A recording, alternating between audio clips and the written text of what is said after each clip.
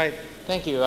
We were told that we had 20 minutes, so I have a 20-minute talk that I'm going to squeeze down into probably 7 to 10 minutes because Jason assured me that he wanted at least 5 minutes to talk, and we promised that we'd try and get him there.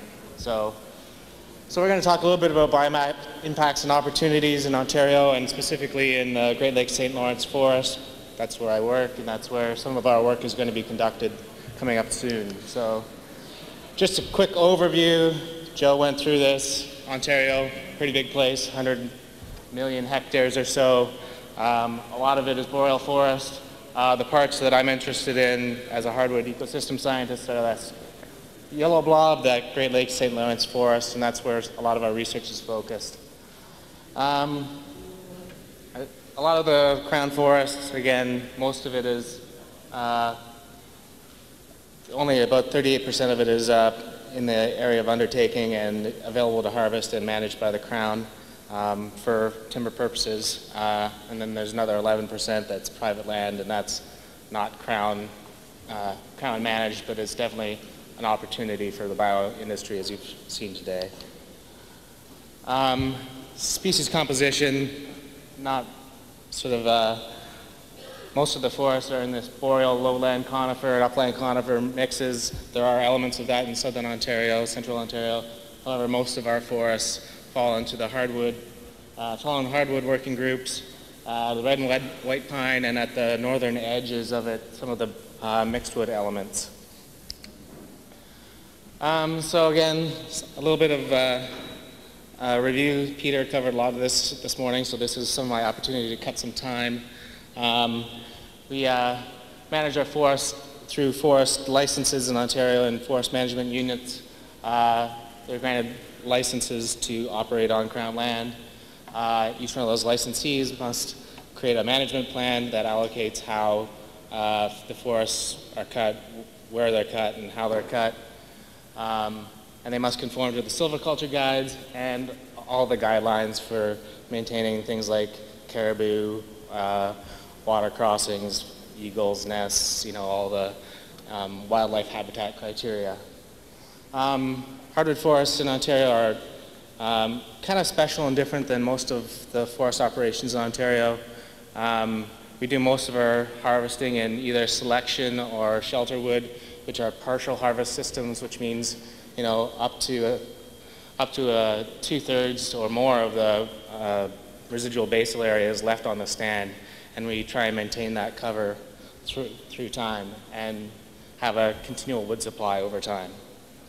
A lot of this information can be found on the M&R website. It's all of the guides, all of the guidelines and information on just about everything in terms of our forestry can be found on that website.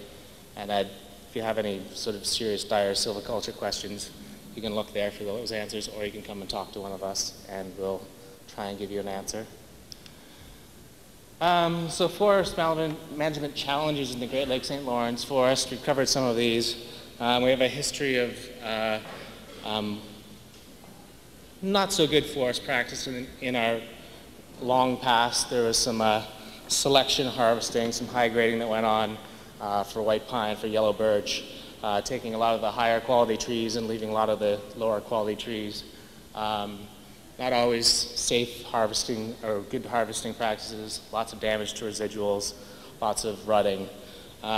Since about the early 80s to early 90s, made a lot of improvements, putting in silviculture tree marking, looking at damage assessment, and trying to improve stand qualities. One of the other challenges in the hardwoods is inventory.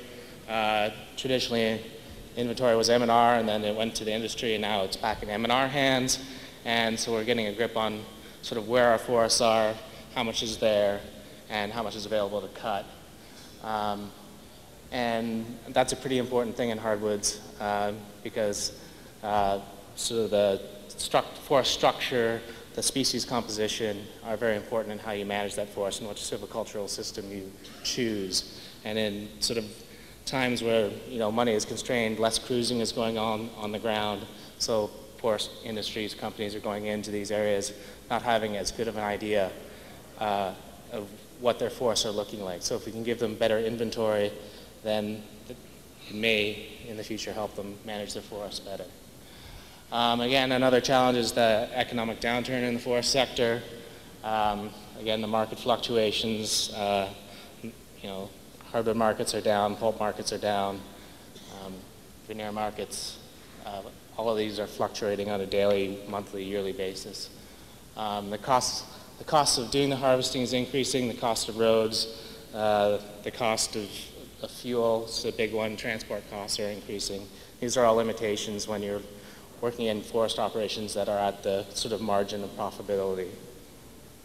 Mill closures is a big problem, not so much in southern Ontario as in the northwest or some of the northeast, as Joe showed this morning, but still a big problem.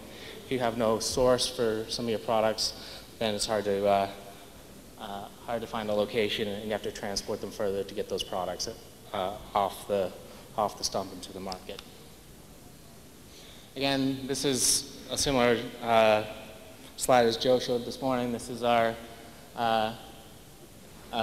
annual allowable cut for the Great Lakes St. Lawrence harvest units. We have about 4 million cubic meters available to us per year, and we're cutting about 2.4 of that throughout all of the hardwoods.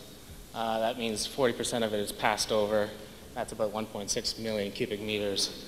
And this only includes roundwood, so things that are going to sawmills, pulp, etc.